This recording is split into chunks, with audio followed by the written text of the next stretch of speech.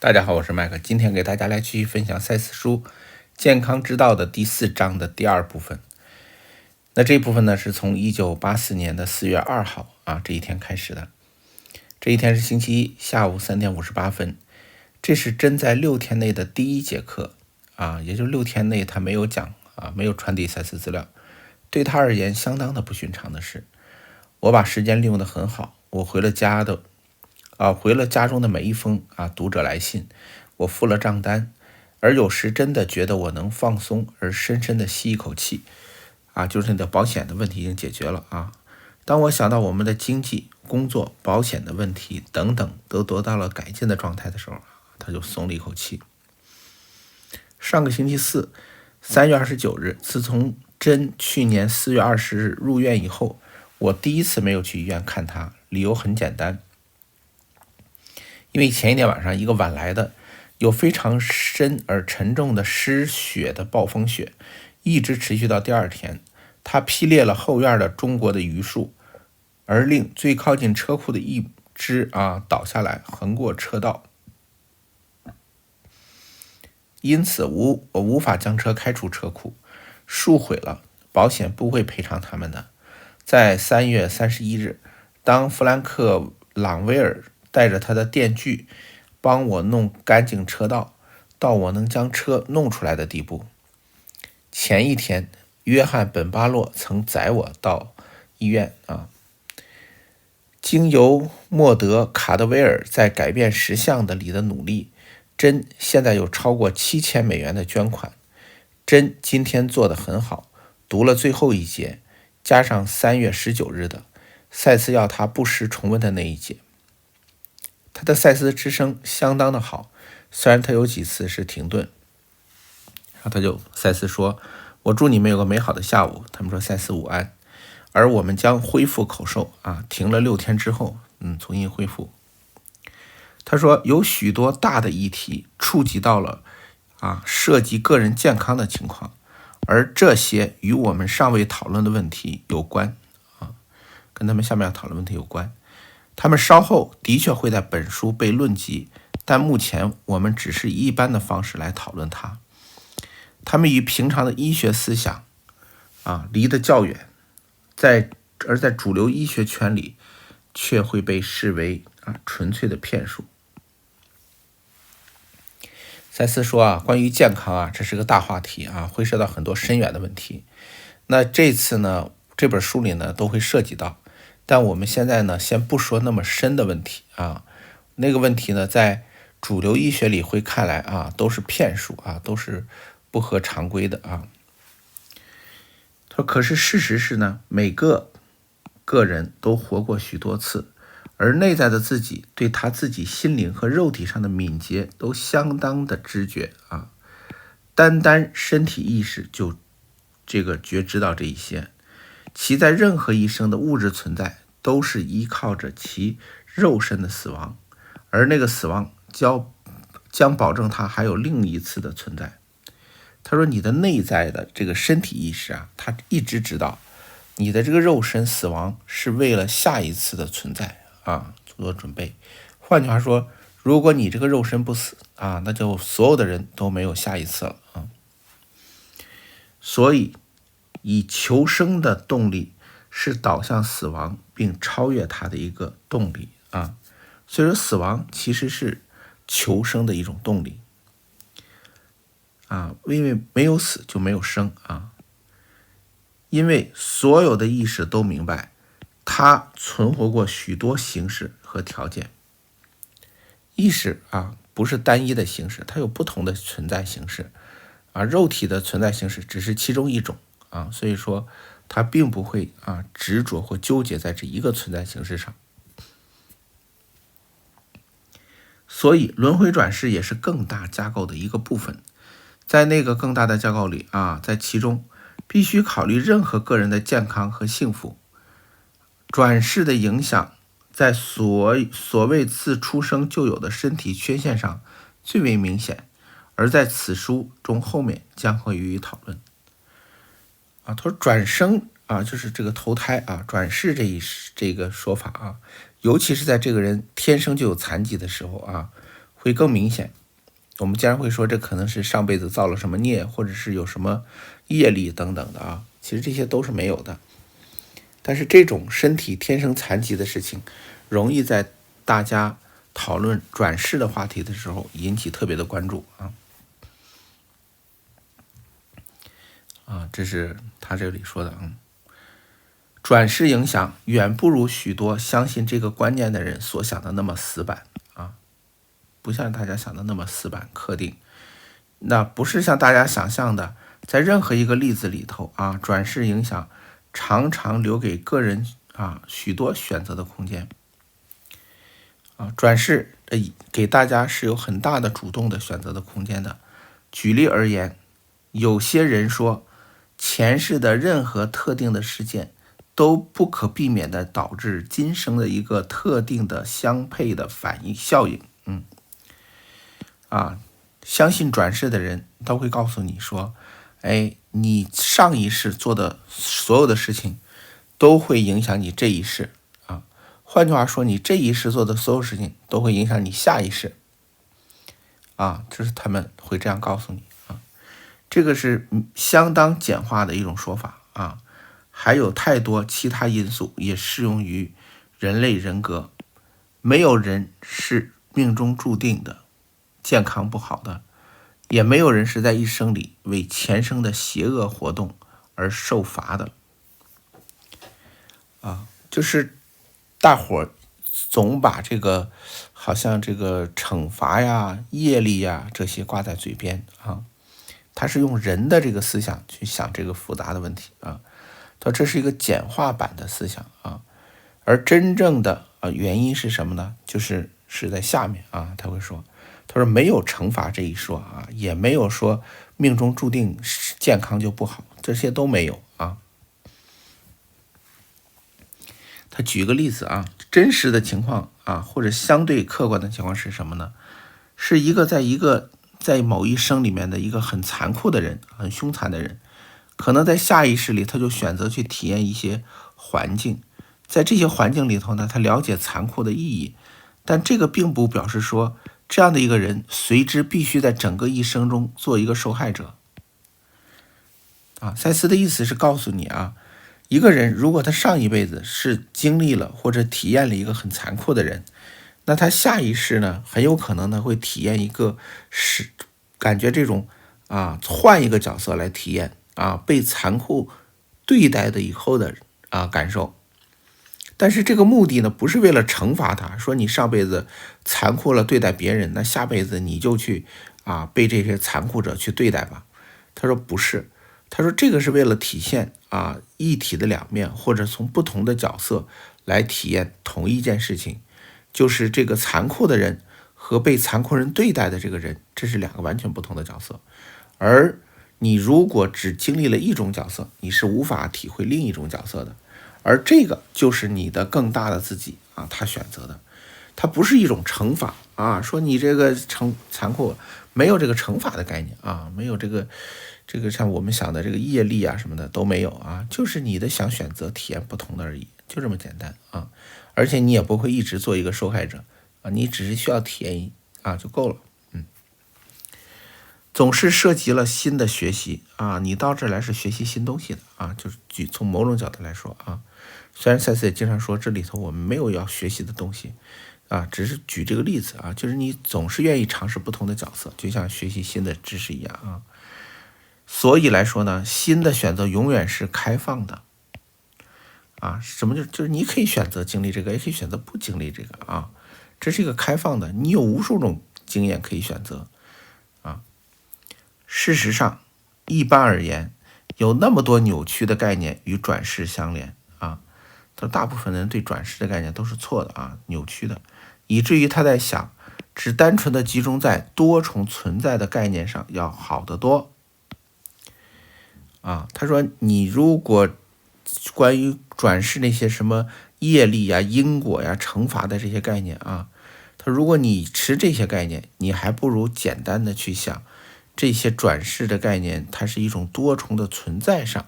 你要从这个角度来理解，反而会更好一些要好得多什么叫多重存在呢？他下面在这讲啊，他说就是如此的啊，他是在强调，因为时间是真正的性质以及意识的相互关联性，一个未来的一生影响一个过去的一生啊。他说这个时间啊是真正的一个性质啊，就时间决定了这个。如果你不能超越时间，那你就会觉得这一生是受上一生的影响，那下一生也会受你这一生的影响。而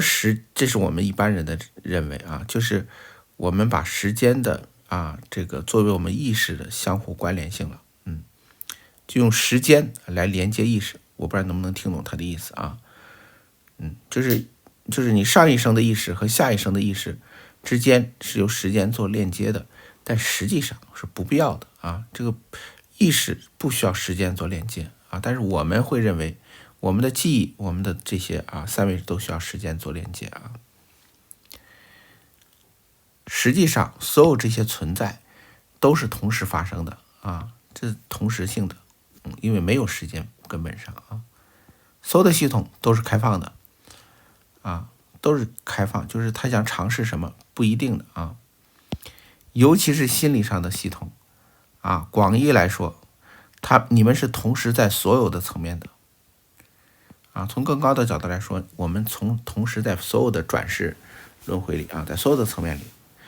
假设所有的转回轮世都是一种层面啊，那我们还在不同的深浅、不同的高低的境界里啊，都不一样。也就是我们可以同时存在啊，在各个层面里，以及在所有你们自己的存在上的运作啊，你们所有的存在上你所有的存在上运作，你同时的同一时间在所有的这个转世的这个人格上运作啊。纵使有的时候你们会把存在想做是一连串的生命，一个接着一个这样是有用的。他说你这样去想这样去理解，对你的这个帮助也是可以的。但是你只要明白他们是同时发生的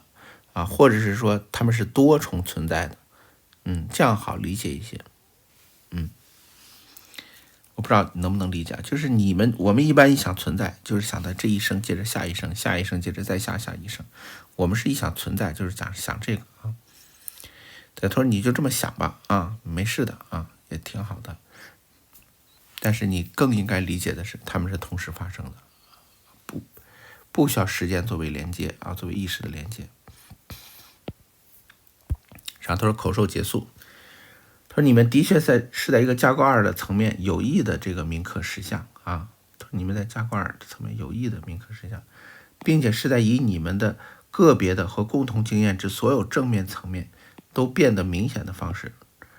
他就说他在表扬罗和珍说你们这个加高二的状态保持的不错在各个方面都得到了提升。他说我真的启动加快疗愈的过程，并加强幸福与蓬勃生机感的那些坐标。在4点24分，我读此节给珍听。当我如此做的时候，他也有一些自己的想法举例来说，他的想法是什么？一个人可能选择疾病，以便探索疾病的这个实相，而对病人身边的其他人发挥某些效果因为他得病，除了他自己想体验，这是他自己的，但是给他的身边人也带来一些其他的，因为是一个病人家属的身份，有一些特殊的效果。他说我有过许多次的想法这是罗说他自己我就有的意识以尽可能多的方式认识自己的想法就是我有很多很多的想法都是因为真的病来的，就是这个，如果他不是作为一个病人的家属可能很多感受是没有的。这就是他想说的点就是病人为自己的原因选择了疾病同时对于他的家属病人的亲人也会从中得到了一种丰富经验上的丰富或经历上的丰富。他也想到在我们的社会里，如果我们有任何毛病，我们是这样被教育而习于谴责自己，以至于我们最初生病的理由盲目。另一个我曾考虑的概念，我认为在意识上我们离将这种概念融入日常生活的还远得很的啊。他真呢说了自己的观点啊，他就说我们经常因为一些小毛病、小问题啊，我们不断的自我谴责啊，说自己怎么会这样呢？等等啊。罗说呢，他说你想达到这个赛斯说的这个境界啊，在我们的日常生活里都用赛斯的这种理念去思考问题，他说可能还远得很呢啊。当我问他是否相信我们是在加告2内运作啊，他说他相信。关于保险的问题、捐款的问题以及我们目前的工作，全都显示啊我们做得好得多。这一点啊他是同意的啊，他们确实比以前做得好了很多啊。然后到9点45分，正在打这一节的时候啊，真在卡拉的帮助下打电话过来了啊，这一节就结束了。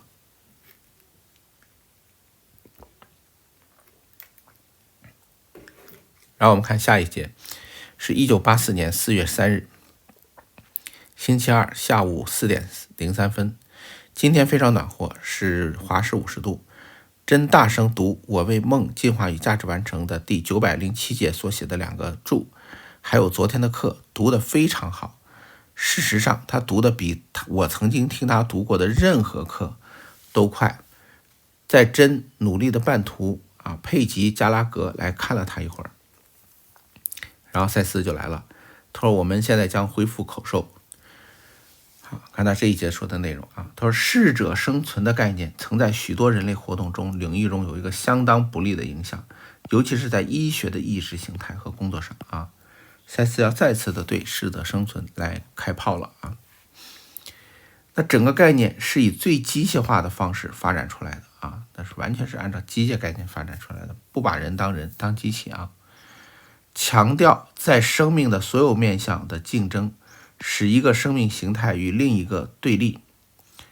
啊。生命形态一个是一个对立，什么意思？他就说我们把生和死去对立，我们把健康和不健康啊对立，我们把一种状态和另一种状态对立，其实它都是人的生命的不同形态，但是你非要对立它，你说这个是好的，那个是生病的啊，这个是健康的，那个是不健康的。然后呢，用身体的力气和敏捷、迅速和效率啊，作为任何个人和物种存在的主要条件。然后呢，我们就说这个人要想存在啊，或者任何一个动物存在，他必须得有力气，必须得敏捷，必须得行动快速而有效率，否则啊，他就是一个不合格的，或者是这个没达标的啊，也不能存活的。啊，这是我们人类的一个错误的认知啊！每个人啊，包括一些天生的残疾的人，他们都不一定有力气，不一定行动敏捷啊，不一定动作迅速利索，但是他们有他们存在的意义和价值啊。也就是我们平常理解的身体有力、行动敏捷，这些不是我们生存的主要条件啊，这个一定记住。不是我们生的主要条件啊，所以说不要把这些作为我们人类的一个必须的啊。不过，在野外，许多动物保护并抚养受伤的和残疾的成员。在大自然里头，很多动物都会把那些受伤的、弱小的加以保护，根本不是大家想的弱肉强食、适者生存啊。而随着年龄而来的智慧，的确在动物王国里也被赏识的，是相当真实的。说那些年龄比较老的这些动物啊，可能行动比较迟缓的，但是在他们的这个动物王国里是被尊敬的。说这个是一个事实啊，是非常真实的。可是适者生存的这个观念已经被夸大到远胜于那些合作的观念了。在动物界中啊，一些老的这些啊，它仍然会得到尊重。他说适者生存扩大了，扩得太大了，就是大部分啊都是以合作啊为主的，而这个适者生存的概念啊，根本就不能反映这个自然界和生物之间的关系。在4点12分停顿良久，在政治上和医学上，这种扭曲已经导致不幸的情况了啊！不论是政治、医学上都是。在政治上，比如在二次世界大战里，这个领养雅利安至上之生物概念啊，对完美身体及其他扭曲的灌注啊，完美身体、理想身体的概念是被一般大众奉为范例的。这常常宣布了一个格式化的完美的体型，而那个实际上是很少有人能配得上的，很少有人配得上啊。他不论说从经济上啊，这不是从政治上还是医学上啊，人们都会想追求完美啊，这本身是一个错误的。我们对完美身体的认知，雅利安至上都是啊，因为到德国二战期间曾经确实搞过一个这样的一个项目啊，计划，就是选那些他们认为最能代表啊他们日耳曼民族的这样的一个年轻的男女啊，大概18、19、20岁啊，就把他们集中起来，几百个男女在一起啊，把他们作为德国今后的这个优秀基因的传承人啊，让他们在一起生小孩啊，对，就是生完之后就政府来抚养啊，编号统一啊，这是他们当时制定的一个计划，而且实施了啊，也生出很多孩子来啊。他们本来想大范围的就这样去啊，把德国的年轻人啊都集中管理啊，就大量的繁殖啊，他们所谓的纯种的日耳曼民族的人啊。而塞斯这里头呢，除了说到了这个二战纳粹德国的这个行为，他也指出了我们平常生活中的行为啊。我们平常中很多小女孩就说：“哎呀，我要瘦成什么什么样啊！”她心中有一个标准啊，所谓的完美的这个体型。可是我们都知道，没有几个人能真正达到啊大家口中所说的那个完美体型的啊。那达不到的人，他就没有存在的，或者是他存在的价值就被贬低了吗？或者是说他的这个健康就有问题吗？都不是啊。他说任何的变奏都不被接受，这是他说的现在的主流啊，大家都不接受这种啊不一样的身材啊，要说都是这个肤白貌美大长腿啊，就是一个标准体啊，一个标准化格式化的啊。而任何的天生缺陷啊，都被以最怀疑的眼光看待。而那些天生就残疾有缺陷的人啊，我们就开始说怎么回事？这有受什么啊诅咒了？西方教会说受什么诅咒啊？东方会说是不是什么因果业力啊？那么有些思想体系来说，只有基因优越者才允许被繁殖才能允许繁殖后一代。而有些科学家则相信，所有的缺陷都可以经由明智而审慎的基因计划来根绝。而科学家认为这不用再关注在这个身体缺陷上啊，这将来通过基因工程都是可以改变的啊。对，所以说这个是以后的发展方向。由于这种长期持有的理论的结果，人们变得不信任他们的身体了啊！人们长期都是这么观点，我们不再相信我们的身体啊。残障者往往被给予信息，甚至是被医学专业使他们感觉像不适合的人。就是残疾人给人感觉自己好像哪儿做错了一样，好像自己的身体没有长成大家那样是他自己的错误一样啊，经常的会自责懊悔啊。他也不知道能自责懊悔出啥啊。他不值得存活。当人们变得生了病，他们常常可以这样的一种方式责备自己，就是他本来就是一个责备自己的性格啊，生病更给自己找出了一个理由，他是这个意思，以致产生无谓的罪恶感啊，没有必要，你本来生病就生病，不生病就不生病啊，没有必要有罪恶感。在过去，有些宗教团体也提倡了一些信念啊，宗教团体啊。他们说呢，说疾病是上帝的惩罚的记号，谁得病了啊，怕你分辨不出来哪些是被上帝惩罚的人，让你们都生一种病啊，或是犯了违抗上帝之善良的罪而得到了报复啊。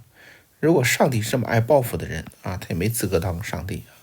所以我不知道为什么总会说上帝要报复啊。同样的信念往往散播到经济的领域啊，其中比如说经济领域比如说于神的眼中讨喜的人，因此被赋予了财富与兴旺。这是这个讨喜的人，跟神面前讨喜的人，都会获得财富与兴旺，还有健康。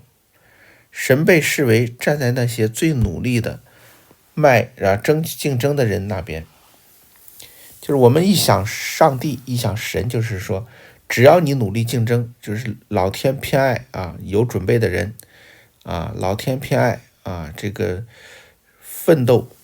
争取的人，这是我们的认知，但这个认知是错的假设有神的话，他谁的一边也不会站的他是非常公正和公正的这个没有分别的。而我们平常会不这么认为，我们认为只要你努力神就会跟你在一起你那些这个不努力的人神是不会有任何的眷顾的因此贫穷和生病几乎被视为神的不悦的一个记号如果你穷，如果你有病，就会认为肯定神在惩罚你所有这些观念都被以某种形式出现在大多数的思想与教育的官方层面。就以上说的观念，我们现在听完之后觉得很不可思议，而且很不对，但是它确实在我们教育的各个层面中都是在传播这种思想，传播这种知识。自然美的整个概念都被遗忘了我们其实是自然美这个整个概念都慢慢的遗忘了。当我们继续讨论时，会触及到一个主题都是出5案就是结束了就是我们后面会讨论的时候就开始就介绍这一题后面这些内容。赛斯的主要思想说的就是很简单就是不是你认为健康、动作、聪明、身材好、漂亮甚至不得病等等，或者财富富有你认为这些都是神的眷顾你认为神会偏向于这些人，其实神谁也不偏向这是我们的错误的理解。我们看1984年4月4日星期三下午4点14分这全是4。今天中午法兰克·朗威尔短短的来访，而同意锯下后院受损的榆树，翻土并种下野花。我告诉珍这个计划，而他大体上同意，也不太很同意。虽然他哀悼了丧失的那棵中国榆树，或许你可以将锯下来的树根留在原地，做鸟的这个喂食器。他说他对这个树还是有感情的他说最好留个树墩树根。午餐后，珍读昨天的课，读得很好。330病房的暖气坏了，而大半个下午我们都在等待修理的人。现在我再次祝你们有个美好的下午。都是赛斯5案我们将继续恢复口授。这一章包括不同想法的大杂烩这一章是个大杂烩，只是要暗示与健康幸福相连的种类繁多的议题这很正常他这一章就是个大杂烩，就像灵魂永生最开始灵魂永生也是所有灵性赛斯资料里面的那类似的一个大杂烩还有来自临界的信息就是早期课的那个浓缩版它更是一个大杂烩。因为有些这个议题它没有办法这个完整的展开对，他说这个不同的想法呢，只是要暗示与健康幸福相连的各种种类繁多的议题都只要跟幸福健康相关的议题都会讨论。停顿良久，再一次的你对你自己的想法，在一个健康一生之更大的脉络里就是你对你自己的想法是一个健康的一生的更大的脉络。换句话是什么意思？他说话你不太好理解，他的意思就是说，你是否健康这么一个大的一个综合的决定你是否健康的这个脉络里面你对你自己的想法占了很重要的位置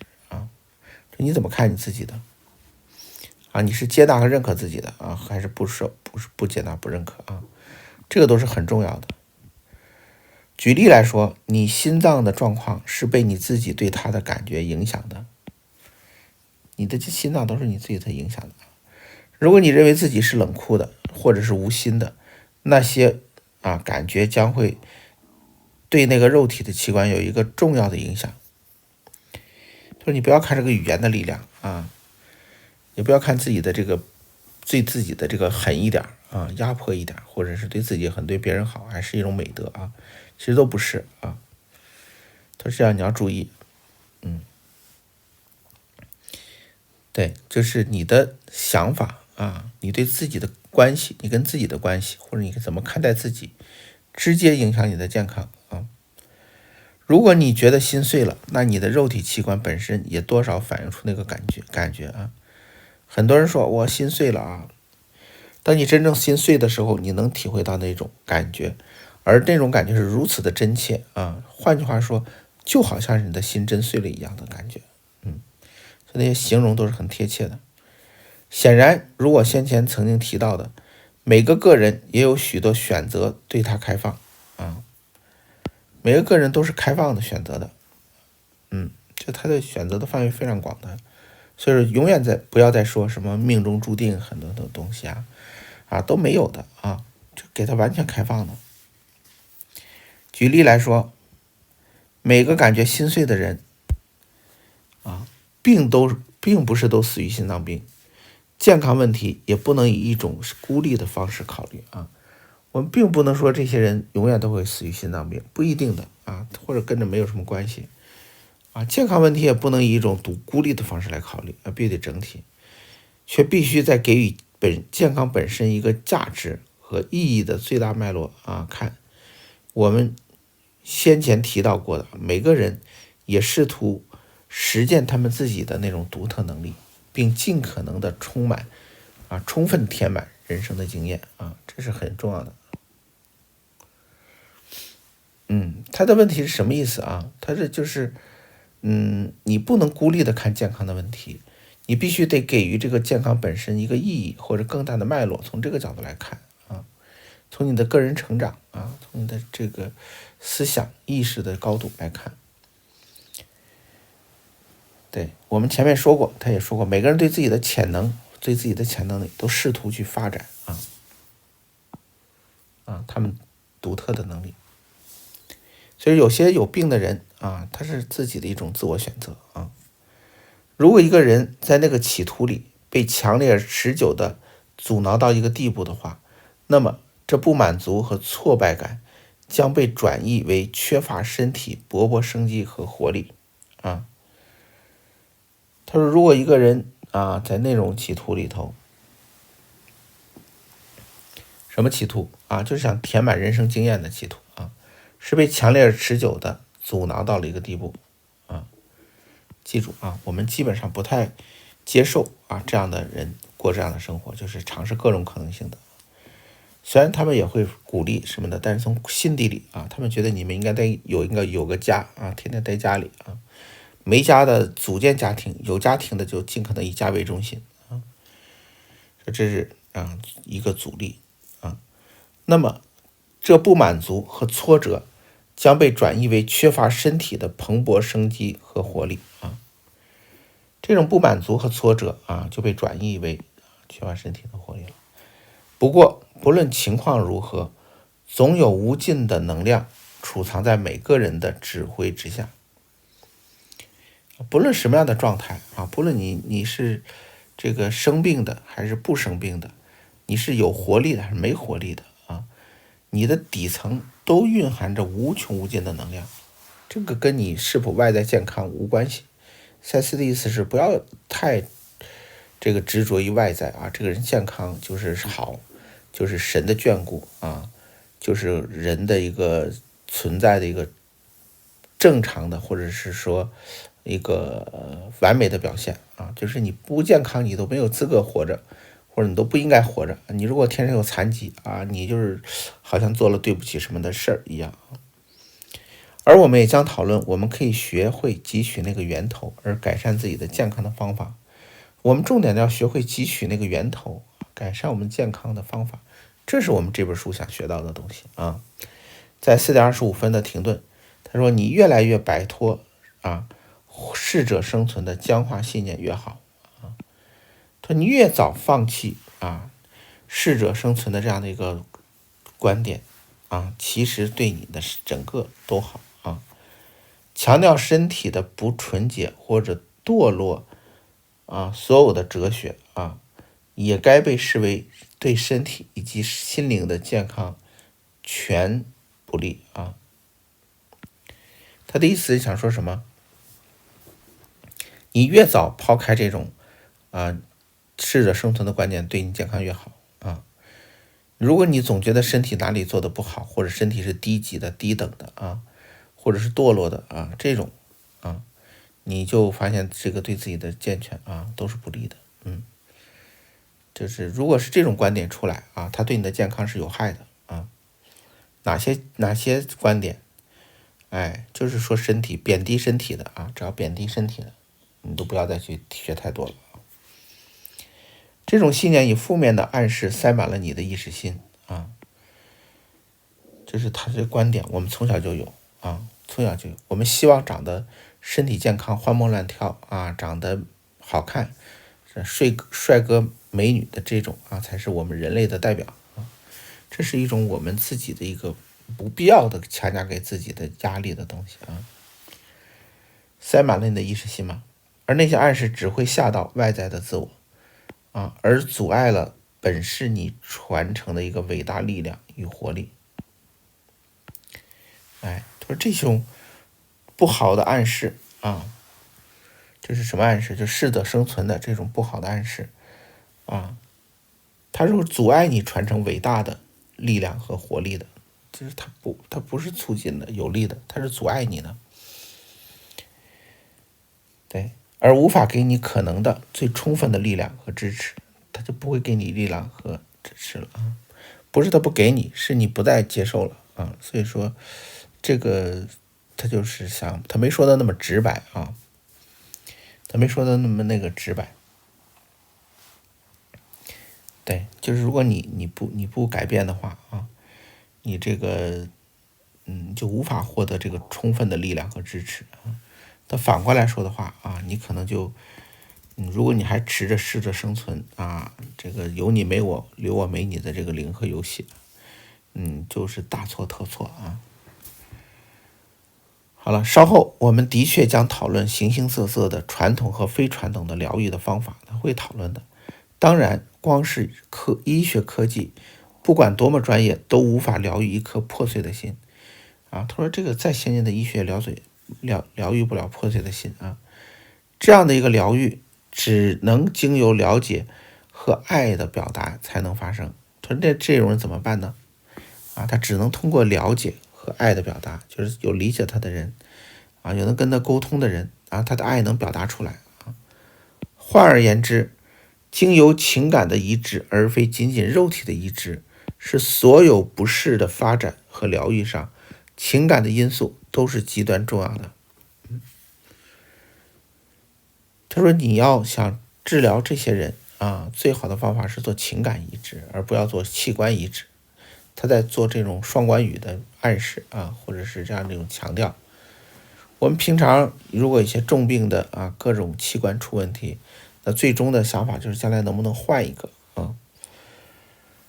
对，而实际上是什么呢？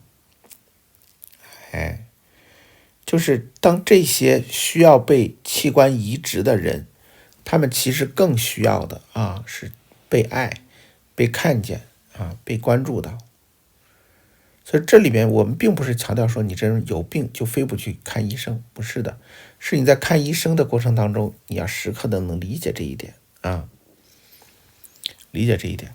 所以我们都知道了，现在明白了对那些需要做移植手术的人，其中有一种可能性，在移植手术做完医学手术之后，我们在情感上要给他一个爱的移植，要把爱植入他身体里，植入他的心里这种爱的移植可能会比那个手术本身的效果还要好很多他在本书里我们不会强调特定的疾病他说我们不会在书里讨论这个病那个病而是提及症状，就算有时候提及症状，也只是确定与此情况相关的这个病例啊。我们赛斯说都不会想讨论病的问题啊。如果病讨论的太多啊，就适得其反。事实上，我们强康的啊，强健康的症状，以及促进他们的那些方法、信念以及疗愈，那才是较重要的啊。他说，简单来说，就实际上让我们长得健康的、健康的啊，就强康，就是健康的啊，以及促进他们的那些方法、信心以及疗愈，这才是最重要的。他在告诉我们，对健康来说，什么是最重要的啊？不是说我带着适者生存的心态，我什么都想去啊，带着恐惧，因为你适者生存嘛，那你在你的心理暗示中一定是以大欺小嘛，那我们也会被欺负嘛，所以说你这种的出发点啊，就导致了这样。他说你还不如按照传统的这个不受他们影响的方式啊，你的健康可能会更好一些。此节结束了啊，我祝你们有一个美好的下午啊。然后我们看下一章啊，下一节，这个的是1984年4月6号这一节，是星期五下午4点13分。真昨晚打电话来，我今晨只做了1小时的梦，进化与价值完成，而再一次的，我告诉他，我关心失去写书的那段时间，就是他没有太多的时间做梦进化与价值完成的事儿。他说昨天晚上我离开的时候，他非常的沮丧，但一会儿之后呢就过去了，而他觉得很好。最近我也有几次忧郁期啊，就是抑郁期啊，但无论如何我都试着前进啊。我们在台湾我们叫忧郁啊，在这边叫抑郁啊。他说的是一个东西啊。然后赛斯就来了，赛斯说我再次祝你们有个美好的下午。说赛斯午安。在你们的情况里，偶尔有抑郁是非常自然的啊，偶尔有抑郁是很自然的，千万不要那个啥啊。不过这些往往能够作为跳板，就是抑郁可以作为跳板，导向更大的了解。通过抑郁，你可以会变得更聪明啊。很多抑郁症人都非常的聪明啊，他不是笨，他在得抑郁啊，大部分都是聪明过头了啊。所以说，通过这个抑郁症，他会跳上一个更多的一个以前没有看到的或者经历的一个理解啊。而那个感觉本身的确可以助你摆脱借由这样的一个媒介表达的恐惧与怀疑啊。怎么说呢？就是你要把自己的抑郁的这个情绪啊，要说出来啊，要表达出来啊，要敢于跟别人沟通啊。当然这一点说的又牵强。如果一个抑郁症病人可以跟别人正常的沟通，那他的病可能就很快就会好了已经啊。难就难在他们不跟别人沟通啊。这块就是赛斯也强调这一点，而我很确定我曾经提起到这一点啊，但我要更新你们的记忆。一般而言，这适用于所有的个人，表达那些感受比压抑他们要好得多啊。说的简单一点啊，如果你抑郁了，你就抑郁了，但是不要对自己有评判苛责啊，就是最简单的，而且要跟别人主动去谈，告诉大家我抑郁了啊，这没有什么丢人的，这像感冒一样啊。在美国，抑郁症就像感冒一样，他认为人人都有可能得，得不得那看你的个人的运气啊。这个没有什么说我这个人很强大，我就不会得抑郁症啊，没有这一说的啊。这都是一个很客观的事实的存在啊。不要去揣摩别人为什么得抑郁症啊，好像应该怎么样的啊。对，这里赛斯其实想给抑郁症证明啊，就你要表达出来，要跟别人沟通啊，告诉别人我有抑郁症了啊，我需要你们的陪伴啊，需要你们把我拉出来啊，这样沟通是比这个不说要好很多很多。你知道有些孩子或者有些大人他不说，他有抑郁情绪，他没有地方抒发疏解的话，那最终导致悲惨的这个结局啊也非常多啊。好了，他就是说表达那些感受要比压抑他们好的很，是的啊。同时你俩应该并且真的试着将你们的心转向其他的地方，你们应该干点别的有意义的事儿啊，别老天天待在病床上，从什么啊起早贪黑的啊都在介绍赛斯资料啊，说你们该转方向啊，放松一下。因此那个期间不至于流连不去。一般而言，你们对这种情况处理得很好，而我对你们能在加冠2里活动啊仍然适用啊，就你们活在加冠2里头啊，已经部分吧，至少是。这也反映在你们对书以及你们的出版社与你们的任何事业的关怀上。那么记住，不管任何既定的时候的表象如何，那些议题令你们满意的方式解决是很重要的啊。我们不要看这些表象东西啊，我们要看什么啊？以你们满意的方式来解决啊，这个是很重要的啊。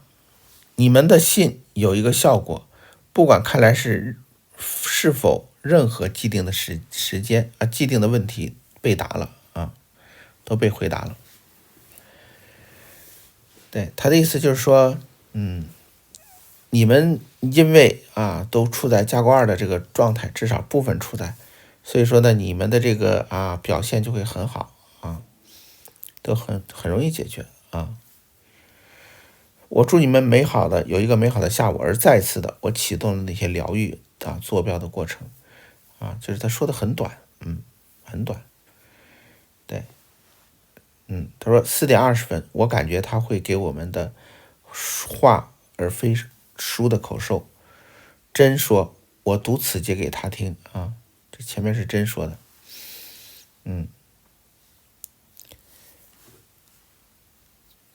然后呢说，我试着读此节给他听啊，这是给真听。那最后的部分该令你觉得好些了。他说有没有呢？啊，由于最近我对这个出版社沟通的相当的生气与不舒服啊，我们必须停下来想一想啊，我很惊讶。我说那意思是再次有关我们在加冠2的啊做得很好，包括出版商的角度来看，还有他们的保险公司来说，我不认为我做到那么好了。我猜啊，我仍不以为然，但我们且看着吧。罗说我不觉得我做的那么好了啊，如果这样的话就叫做好的话，那岂不太容易了啊？太容易进入加冠2了，他不相信啊，他不认可啊，所以说这个学校没办法，你不认可那怎么办呢？我们接着看啊。我告诉珍，昨天晚上我又有另外一个长而复杂的被追捕的梦，这次涉及了比我小13个月的弟弟林顿。我记不起多少了，他结果没问题，就记不起结果是什么了。然而它反映了这些日子来我经常有的心态，就是对很多事情的恐惧啊。就是你在梦中这很容易判断，如果你做的全是被追赶啊、东躲西藏啊、心惊肉跳的生活，那你肯定是有恐惧啊，或者没有安全感。当赛斯说我俩的忧郁啊，就是抑郁症啊，表达恐惧的方式的时候，我的确认为他提供了一个绝佳的洞见啊，绝佳的洞见就是通过这个抑郁症的方式表达啊，对，他这个就是通过抑郁症来表达恐惧啊，就是抑郁症的底层有很多原因，其中有一个底层原因就是都带有恐惧啊。如果一个人他没有恐惧了，他的抑郁症也就好了。所以说很多来到我们这个线下活动的小伙伴啊，大家不知道他们的很多的心理疾病或者状态怎么就好转了。其实你只要心中没有恐惧，很多很多的问题就迎刃而解，就非常的简单。你们也见到过我们很多很多的小伙伴啊，在线下活动当中啊，就直接的啊跳出了抑郁症的这个魔爪啊。很多人说怎么做到的啊？说的简单一点，就是这么做到的啊，就是把他的恐惧去掉了，他的抑郁症自然就好了啊。当我并未特别的在想这些期间，我猜我至少理所应当然的是，那抑郁症反映了我这方面的弱点。就好比说我该更明白和做的不好的时候，我敢说真也有同样的感想。现在我们能领会到那个朗朗郁郁的有疗愈性的我们会领悟到那些抑郁期是有疗愈性的，就是抑郁本身有它的重要的作用意义在这儿赛斯想说的是这个意思第一，可以帮你了解更多的实相第二呢，它可以让你去对更高的角度来说，对你的身体也是个疗愈可能你并不认可对，所以是想说的这个意思。今天晚上在回家的路上，我去超市买东西，并吃了一顿晚餐。当我在打此节课的时候，珍在9点50分在卡拉的帮助下打电话进来。珍，我爱你下面是一个注释，就是关于架构2的问题就是1981年出版的珍赛斯的个人与群体实相本质中，我写道：赛斯主张架构2这是赛斯主张架构2或内在实相包括了我们由之形成的所有时间的创造的源头它包括了所有的这些就是有时间以来的都是源头而借由适当的集中注意力，我们能由那个广大的主旋律广大的主观媒介汲取我们在架构1物质实相里过一个建设性的正面的生活所需的每样的东西他说有点绕他说的意思就是你只要会用架构2，你就可以在架构1里用架构2来创作那些你需要的东西，而且会很好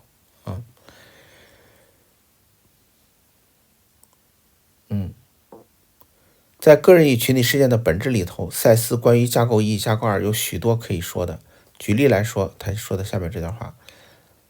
那么那些为个人的特征独特意象，首先存在架构2里就是你本来就带着的这些记忆、这些信息带着，不是后面谁给你的而在出生的时候，那些意象立刻开始铭刻架构1的物质世界它一旦出生它就在这个物质世界里有一个存在它的这种存在就像在宇宙中刻字一样，所以它用了一个铭刻不论你多小，你的名字或者你的这个存在都会被铭刻在这个架构2这个内在的世界里面了不是外在的世界。你不能说让我看看哪儿，那不可能看见对，所以说这种铭刻就是在物质世界的做的所有的事情吃喝拉撒睡都是在这个物质世界里留下你的记录就给称之为铭刻所以这个词用的特别好铭刻架构1的世界对，立刻开始立刻开始对，这就是他的这个关于抑郁症这一节他讲了一点，他没讲太多但他这样的话呢，也给大家很多非常好的洞见，而且我们在实践当中呢，也确实让一些人不需要通过那种普通的治疗，而只是通过自我学习就走出了抑郁所以这是我刚才只是说一下它底层的逻辑主要就是恐惧抑郁症的人一般都有恐惧而且这个恐惧很大很严重，被它放大了好了，关于第4章的第2部分我们就介绍完了。最后谢谢大家收听，祝大家都有神奇而美好的一天。